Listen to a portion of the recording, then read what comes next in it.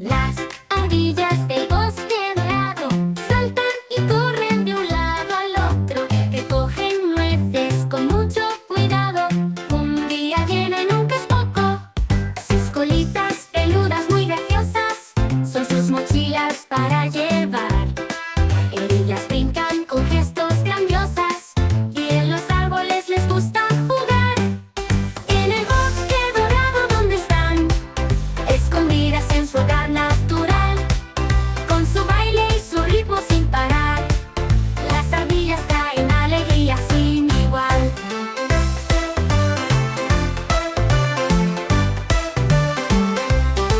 En la mañana, siempre muy temprano, las vemos correr entre los pinos.